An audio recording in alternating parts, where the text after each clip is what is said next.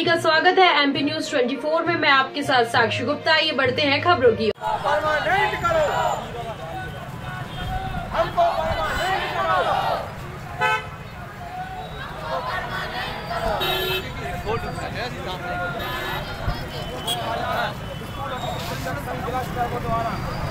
आजाद school अतिथि शिक्षक संघ मध्य प्रदेश के बैनर तले छतरपुर जिले में कार्यरत अतिथि शिक्षकों ने शिवराज सरकार के खिलाफ मोर्चा खोलते हुए विरोध प्रदर्शन किया।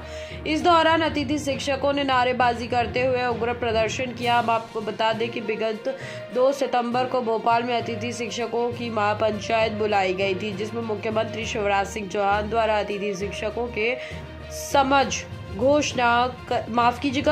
घोषणा करते हुए अनुभव और वरिष्ठता के आधार पर अतिथि शिक्षकों को 12 माह का अनुबंधन करने तथा वर्तमान में प्रमोशन और स्थानांतरण प्रक्रिया से बाहर न करते हुए रिक्त पदों में वरीयता के आधार पर रखने की घोषणा की गई थी।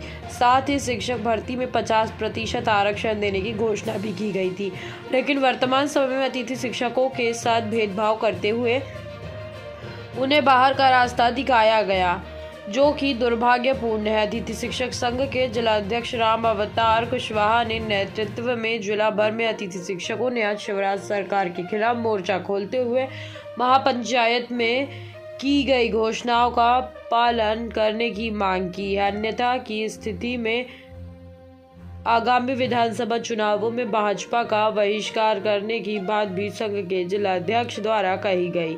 वहीं दूसरी ओर महिला अतिथि शिक्षकों ने भी कहा कि प्रदेश के मुखिया शिवराज सिंह चौहान अतिथि शिक्षकों की महापंचायत में की गई घोषणा का पालन और अन्यथा हम सभी प्रदेश के 70,000 अतिथि शिक्षक विधानसभा चुनाव में सरकार का बहिष्कार करेंगे। कुल मिलाकर आगामी विधानसभा चुनावों में भाजपा सरकार के लिए अतिथि शिक्षकों का मुद्दा एक बार फिर बड़ी मुसीबत बन सकता है। ऐसे में अब देखना होगा कि राज्य सरकार अतिथि शिक्षकों के मामले में क्या निर्णय लेती है। ये एक बड़ा सवाल है। छतरपुर से एमपी न्यूज 24 के लिए JN द्विवेदी की रिपोर्ट। क्या मांग रही थी? अतिथि शिक्षक संघ आज ज्ञापन देने आया है। इनकी अपनी कुछ मांगे हैं के संबंध में शासन के नाम एक ज्ञापन दिया है। जिला प्रशासन की तरफ से मेरे द्वारा ये ज्ञापन लिया गया है और चूँकि माननीय मुख्यमंत्री जी के नाम ये ज्ञापन है, तो हमारा कार्यालय माननीय मुख्यमंत्री जी के कार्यालय में ये ज्ञापन को आज ही भेज देगा। मांग क्या, प्रमुख मांग क्या इनकी रही है? इनकी मांगे हैं कि इनको अनुभव वरिष्ठता के आधार पर विभागीय परीक्षा आयोजित कराने की एक मांग है इनकी, और 12 मास के अनुबंध की एक दूसरी मांग है इनकी, और अतिथि शिक्षक की शिक्षक भर्ती में 50% रिजर्वेशन की मांग है, बोनस अंक दिए जाने की भी मांग है। इस प्रकार की इनकी मांग है। हमारा नाम है और हमने इसलिए ज्ञापन दिया है कि जो हमारी प्रशासन से मांगे हैं कि जो 2 सितंबर 2023 को जो महापंचायत में घोषणाएं हुई थी, तो उन घोषणाओं पर किसी भी प्रकार का कोई अमल अभी तक नहीं हुआ है। पहली बात है, महापंचायत में हम लोगों की मांग ही पूरी नहीं हुई है। हमारी पहली मांग तो थी पदस्थाई की, तो पदस्थाई तो किया नहीं गया है। बाकी जो उन्होंने किया कि 50% का जो आरक्षण था वो हम देंगे, 1 साल का अनुबंध होगा वो भी होगा, तो वो भी नहीं हुआ है। 20 अंक जो बोनस के दिए जाएंगे, ये सब वगैरह वगैरह, तो इन सब चीज़ों का किसी भी बात पर अमल अभी तक नहीं हुआ है, ना ही कोई आदेश जारी हुए हैं। मुख्यमंत्री ने अभी हाल ही में वर्ग 1, 2, 3 के लिए वेतन बढ़ाया है, उस पर क्या कहना चाहेंगे आप? सर, वेतन का क्या करेंगे सर? जब पद ही नहीं रहेगा तो वेतन का अतिथि क्या करेगा? कहते हैं कि जान है तो जहान है। जब जान ही नहीं रहेगी, यानी कि हमारा पद ही नहीं रहेगा, तो हम इस जहान का क्या करेंगे? यानी कि उस वेतन का क्या करेंगे हम? क्या घर बैठी सरकार वेतन दे देगी हमको? तो क्या आप लोगों को हटाया जा रहा है कि बाहर किया जा रहा है? सर, बाहर किया जा रहा है। बहुत सारे साथी हमारे जो भाई बहन हैं वो सब बाहर हो चुके हैं।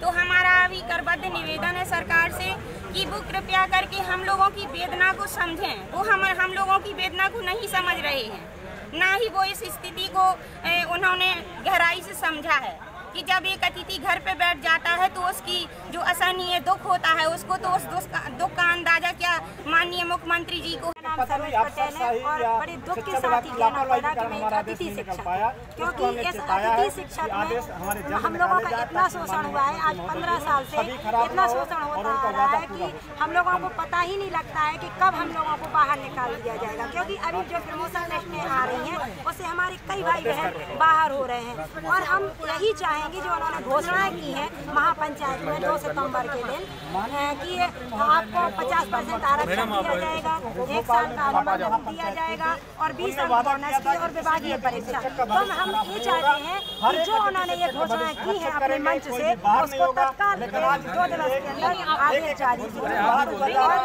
अगर ऐसा नहीं करते हैं तो जो हमारा साथ देगा, हम सारे अतिथि शिक्षक भाई बहन और जो हमारे रिश्तेदार, हमारे पड़ोसी सभी से अनुरोध करेंगे कि हम उसका साथ दें जो हमारा साथ दें। क्या लगता है मुख्यमंत्री केवल घोषणा वीर है क्या? बिल्कुल, हम लोगों ने जो आज तक देखा है वो हमें यही लगता है कि वो सिर्फ घोषणाओं के ही बने हैं। सिर्फ उनके अंदर वो यही करते हैं कि घोषणाएं कर देते हैं, लॉलीपॉप दे देते हैं, फिर आगामी 5 वर्षों तक इंतजार करते रहो, फिर वही 5 चुनावी सत्र आएगा फिर घोषणाएं करेंगे। हमें तो नहीं लगता है कि कुछ करते हैं, हमें तो लगता है कि वो घोषणाएं। एक तरफ तो वो कह रहे हैं कि हम लाडली बहनों योजना चला रहे हैं, महिलाओं को सशक्त बना रहे हैं, दूसरी तरफ आप लोग ऐसी शिकायतें आप लोग कर रहे हैं।